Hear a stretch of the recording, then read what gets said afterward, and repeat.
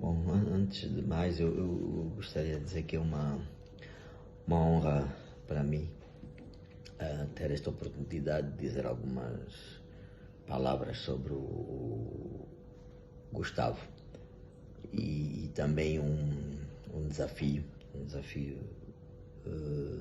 pessoal de tentar transmitir em poucas palavras pronto, aquilo que o Gustavo representa. Eu conheci o Gustavo foi através do Cabeto, o nosso amigo em comum, e com o qual nos convidávamos. Houve uma época em que convivemos mais em alguns jantares onde tínhamos a oportunidade de conversar, de trocar algumas impressões, e foram uma altura muito interessante, acho, para todos nós, em que nas conversas com o Gustavo sempre se aprendia alguma coisa, sempre se trocava, era um verdadeiro exchange, digamos, de opiniões e de conversa de parte a parte. E às vezes o Gustavo tinha um hábito de dizer, quando ele se interessava por algo que alguém dissesse, ele dizia logo, boa malha, e muitas vezes apontava e dizia que ia referir, e também o fazia. Portanto, era essa interação que tínhamos e bastante interessante.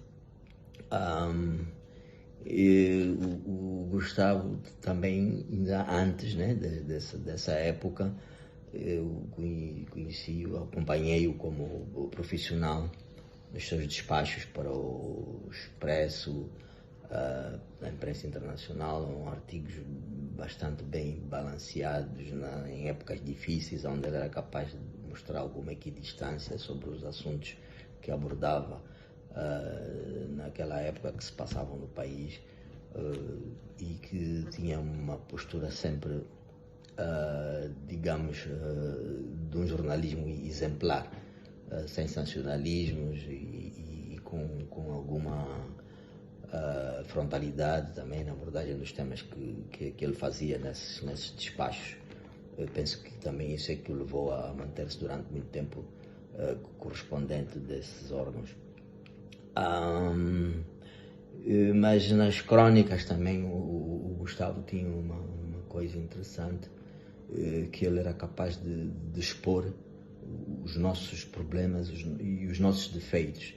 Ele tinha essa capacidade de poder mostrar e escrever. Quando nós líamos, apercebíamos de nós próprios, dos nossos defeitos, além de que ele também demonstrava e colocava nelas todo o seu conhecimento, a sua bagagem literária, intelectual, mas de uma forma bastante equilibrada e entrosada dentro daquilo que era a exposição que ele fazia nas crónicas. Portanto, sem recorrer ao pedantismo ou a querer demonstrar alguma superioridade. Nesse aspecto, ele era uma pessoa bastante simples, acessível.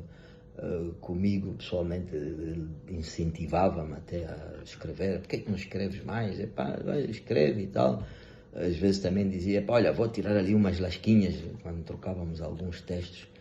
E então era isto que nós tínhamos. Posso até dizer de alguma maneira que ele sempre foi de um certo modo, um mentor para mim, e que até hoje vou tentando fazer alguma coisa. E nesse aspecto era a pessoa um jornalista que era conceituado, mas ele não se colocava num pedestal. Portanto, interagia, falava, incentivava, e uma coisa muito importante, e é justamente esse espírito que, apesar dele não estar presente fisicamente, mas esse espírito do Gustavo mantém-se e vai se manter, penso eu, com todos nós que convivemos com ele, e que de alguma maneira também deveremos passar para as gerações que vêm este legado, esta forma de ser do Gustavo, como pessoa, como jornalista, como profissional, que eu penso que é muito importante, porque ele está presente, porque na forma e naquilo que fez e que deixou para os que conviveram com ele e que continuam também até chegar à sua vez, porque todos nós vamos partir, e